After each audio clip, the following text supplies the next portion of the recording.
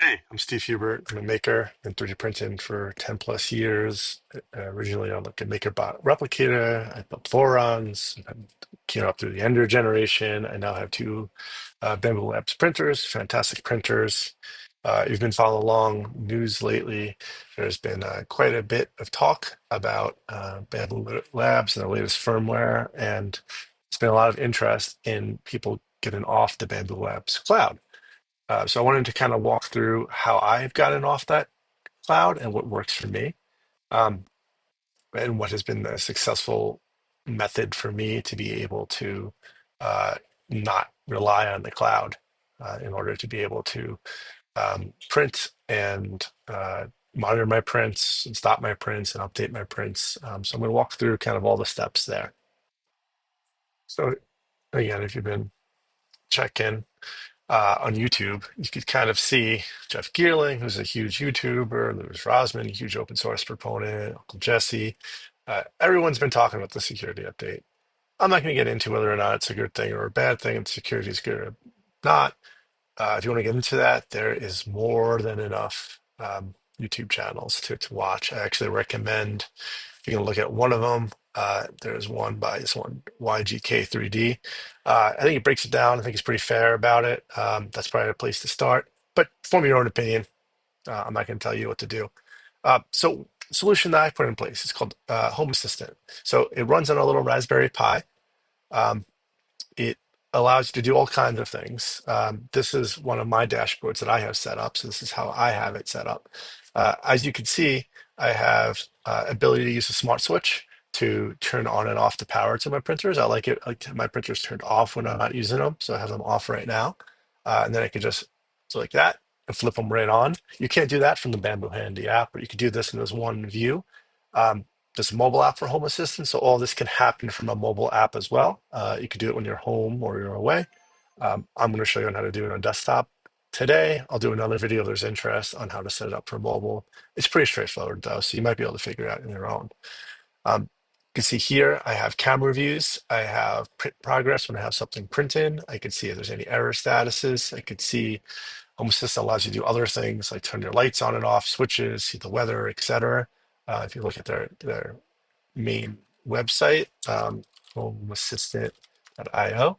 You can kind of see, you can control the brightness of the light. You can see your energy usage. You can see if you have an EV. You can see if it's charged in. You can change your climate if you have a smart thermostat. You can do all that stuff. There's plenty of videos on Home Assistant. I'm going to keep this just to the beauty and power of how to control your Bambu Labs printers. If you have other printers that run on like Clipper, you could totally have a lot more control as well with those. So what I'm going to get over here is my Raspberry Pi, um, and I'm going to walk you through the process. So what I bought is or I've had is a Raspberry Pi 4. There's newer Raspberry Pis these days, but this is a Pi 4. Um, you can get these for about 35 bucks. You don't want to buy them on Amazon. Amazon, they don't sell them on Amazon, so it's just resellers. Um, but if you just Google it, it's a good website called RPI Locator. They can show you where they're for sale. You could use a Pi 3, Pi 4, or a Pi 5 now.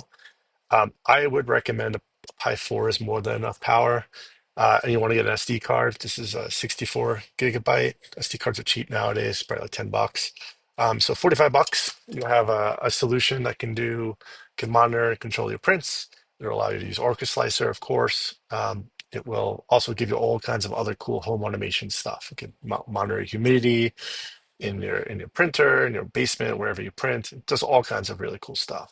For example, I have this on my wall. This uses Bluetooth.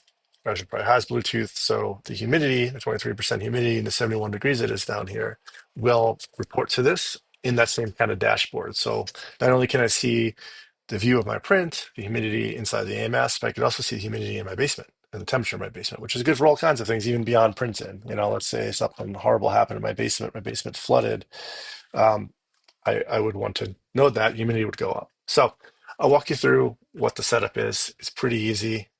Right now we're in a program called Raspberry Pi Imager. You could just Google this and download it from the Raspberry Pi website. You click into it, you pick the Pi that you have. I have a Pi 4, pick the operating system. You can have a pretty big list. We're going to scroll down to specific purpose OS. We're going to go past 3D printing. This is like if you're running Clipper. We go to Home Assistants. Click on Home Assistant, click on this first Home Assistant, choose your SD card. We're not going to choose one because I've already put it on here. You can hit next and it's going to install to the SD card. While that is happening, I'm going to go plug this in. So that's going to take a couple minutes for you to have that flash to your drive. You're going to then want to plug your Raspberry Pi into Ethernet, not Wi-Fi originally. The reason for that is just setting up networking, given the freshly flashed card, SSH access and access to Wi-Fi can be a pain. And if you're recording a video, so you want to do time lapses and stuff, you kind of want to be plugged in on Ethernet anyway. So the first time you plug it in, it is like an OS, so it's going to take some time for it to actually install. You can install on Windows or Mac. It takes a little bit, especially on a $35 computer. Um, that said, when you get it installed, it should go pretty quick. Um, I am on uh, the URL you're going to type in is going to be slightly different than this. I already have Home Assistant running, as I was showing you, so this is a second build of it. But if you're doing it yourself, just type in home assistant dot local at 8123 and you should be able to get to it. So similar to I have it here, home assistant local 8123. This is the install I use in my house today. I'm of course showing you how I set it up on a new Raspberry Pi. While that's booting up, I could show you pretty quickly some of the other sensors and information you can get from the Bambu Labs integration. So click on Bambu Lab, you can pick up my printer real quick, pick up my A1 Mini. You can see the target temperature, the bed temperature, camera, cooling fan, what I last printed, what stage of the layer it's at, nozzle temperature, nozzle size, kind of all the stuff you'd get. You have a lot of control, ability to turn the camera on and off, ability to turn it off to different fans, to set the temperature. Like if I wanted to have the bed warming up right now, I could turn this on and actually put in a temperature. So it's super, super powerful, and it's just right here. So let's see real quick and see if we got our new build. Yep. So we're pretending we got a brand new Home Assistant install and create my smart home. I'm going to call it Dark Pixel, and I'm going to very unsecurely use password as the password. You should not, especially if you're going to allow this to be accessed outside, like when you're out. Um, Use a stronger password. You guys know I'm in the Denver area. You don't have to give it. This just really is for time zones and stuff. I'm not giving it my exact address. It doesn't need my exact address. This is if you want to send them data. I don't really care to. Now just switch to my house, right? So there's Bluetooth. It sees my Wi-Fi network. It sees these things are on my network. I have Philips Hue. I have Apple TV. I have Android TV. So pretty cool, but I don't need to add any of these because we're just talking about Bamboo today. So we're done. It is not rainy. It is actually snowing right now, but that's fine. Um, so first things first is we're going to install this software called HACS. Um, and this is not like hacks like hackin. It is Home Assistant Community Store, um, which is kind of silly name given what it is. But it's cool. It's just hacks. So to do that, we're going to click this link. It's going to say, this is where we think you want to install it. For you, it might say home assistant.local. We're going to open that up. We're going to have to sign in. We'll probably have to sign in a couple times, especially because I have a couple of these home assistant setups. So we want to add this to the repository. This basically says, we don't know about this listing of this store. Do you want to add this store to Home Assistant? We say yes. Got to sign in again. Yeah, we have to do this a couple times. All right, so now we installed the ability to install hacks. Sounds weird, but the first install is, hey, can we look at this collection of apps? Do you want to install that? Yes, great. Now we're in that and say, okay, here is an app within that collection of apps, the only one in this case. Do you want to install that? Yes. So we're going to install this. It's going to take a minute. We're going to hit start, which it may or may not start. I think it will. Okay. Now I know what we have to do from here is we're going to have to reboot. So we'll go over developer tools. We're going to go to restart. We're going to restart Home Assistant, restart. It takes a couple minutes to restart. And what we should come back with then the ability to add HACS as a store. And within that is where we'll find the Bambu Labs add-on, as well as a million other add-ons and tons of power within Home Assistant. So looks like we're booting back up again. Home Assistant is starting, and everything will be available. So it takes a minute for everything to boot up. So let's type in HACS. Looks like it's there. So you're basically saying that I know how to use Home Assistant. Um, and then we need this, go there. We need to authorize with GitHub. And that allows them to basically be able to us to look at the store inside of GitHub. If you don't have a GitHub account, create one.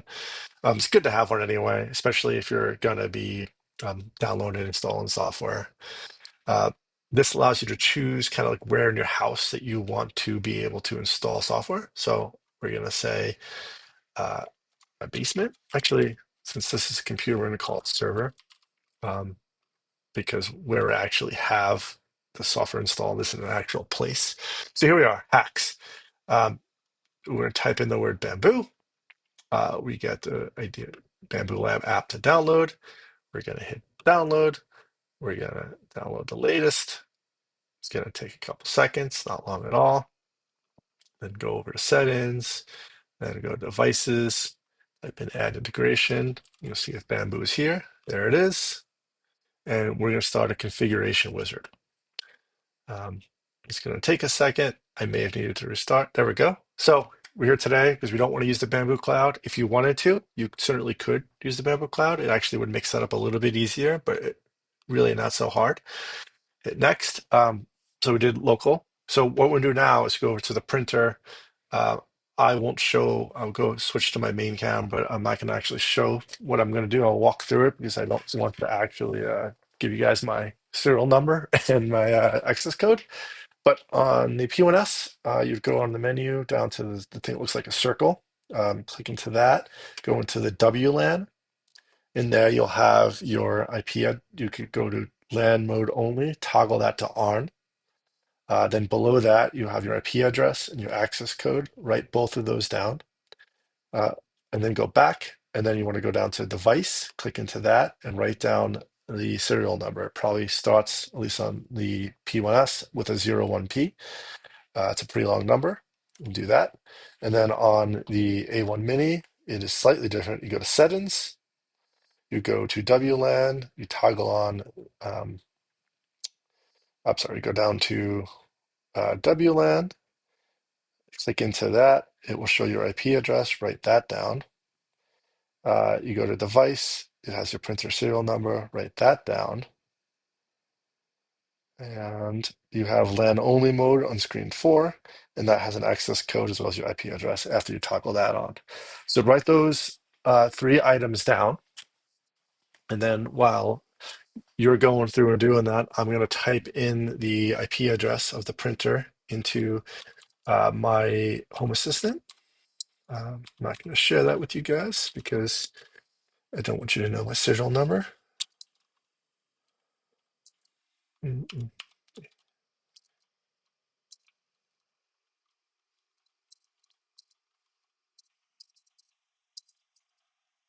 I'm trying not to get it wrong, which is why I'm typing a little bit slower.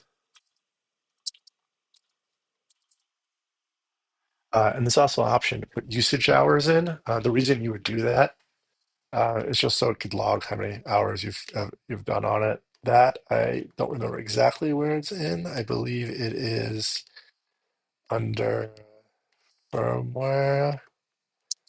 No, device. Yeah, device. It should tell you the amount of hours you have on the printer. And again, this is just so you can log and also verify that you're connecting to the right printer.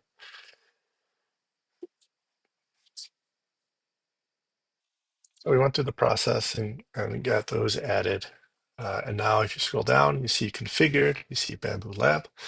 click into that, and you see my P1S there, and you can see I have my P1S, my AMS, and the idea of an external spool.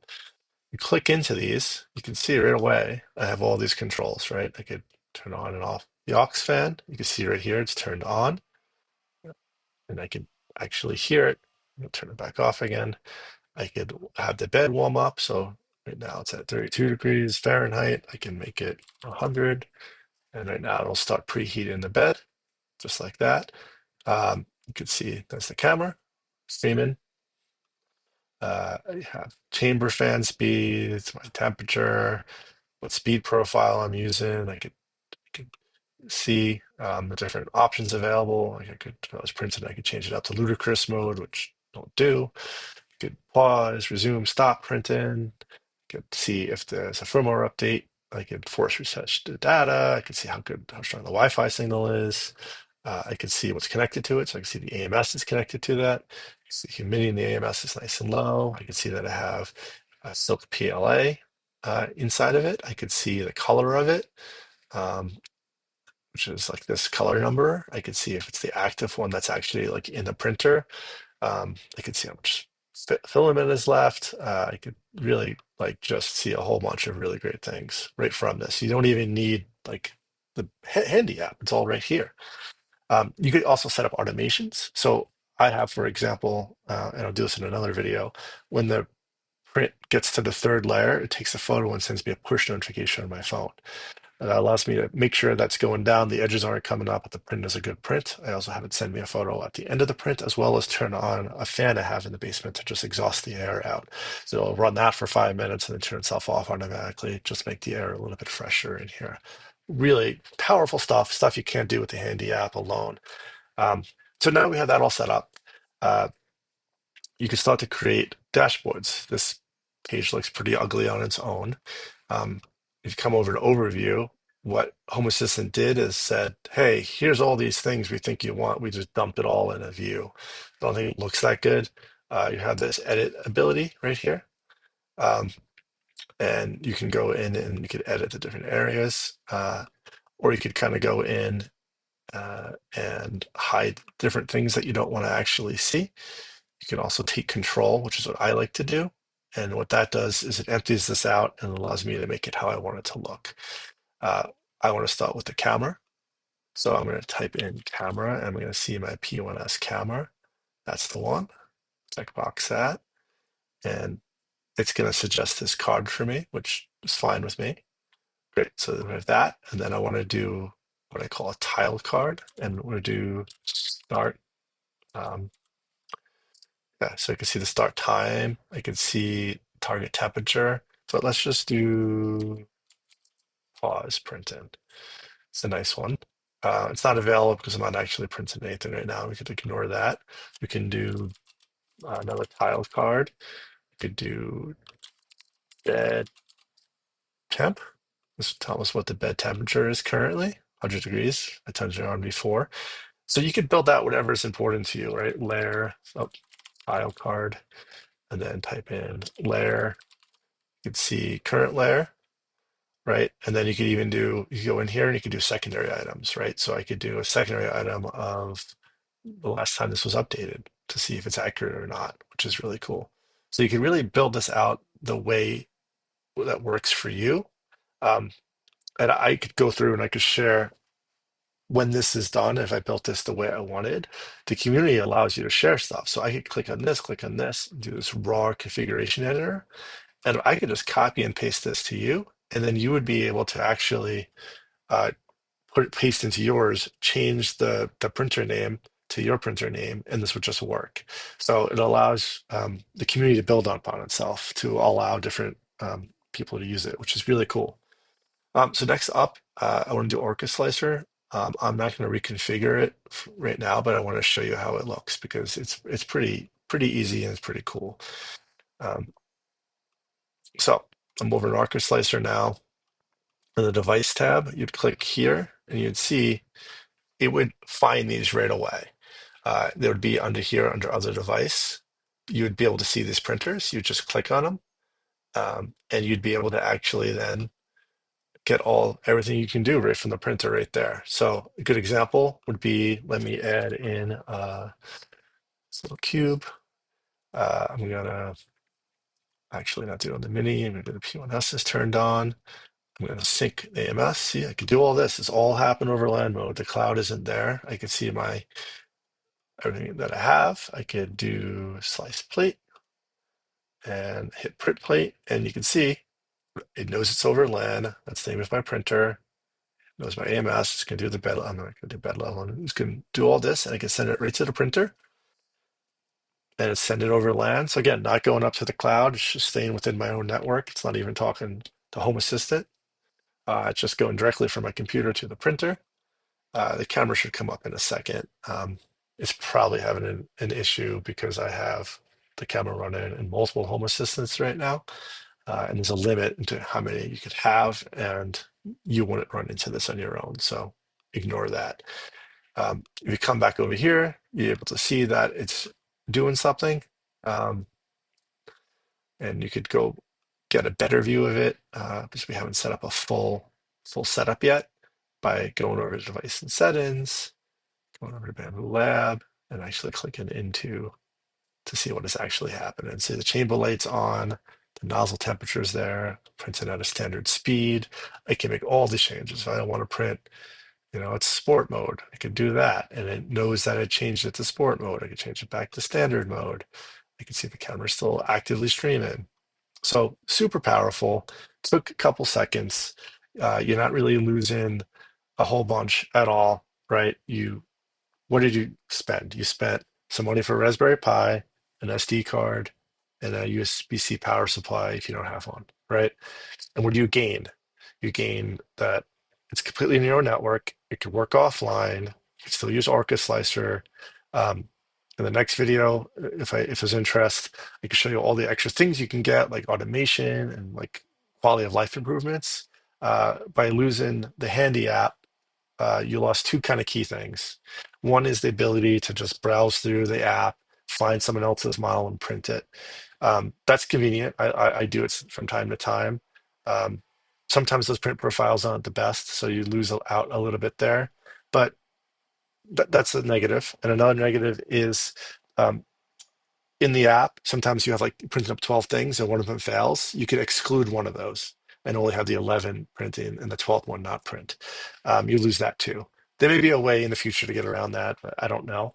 I'm going to do a future video too. This is a software called Spoolman, which actually allows you to use other spools. Like you actually get RFID stickers. You could buy like a 50 pack for $2 from AliExpress, and you could put it on whatever, right? Like this Micro Center spool, and I get to put an RFID sticker here, and the AMS can then read it, and Home Assistant can see it, and it could see that, hey, I'm using a sparkly pink inland spool, and it can load my filament profiles for that through Orca Slicer. So super powerful stuff.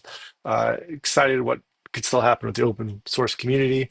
Um, you may want to go to this today and see how this lands with Bamboo. Hopefully, they allowed you to have both the cloud and choice of slicer, but you can always go back, right? You could go to LAN mode today. This could settle the way that the community hopes it settles, and then you can go back to it. Like this isn't a one-way path by any means. So something to consider. Hope this video is helpful. If it is, let me know. I'll do some more videos. Again, I'm not really a professional YouTuber, but I know this stuff pretty well, so I thought I'd make a shot at telling you about it.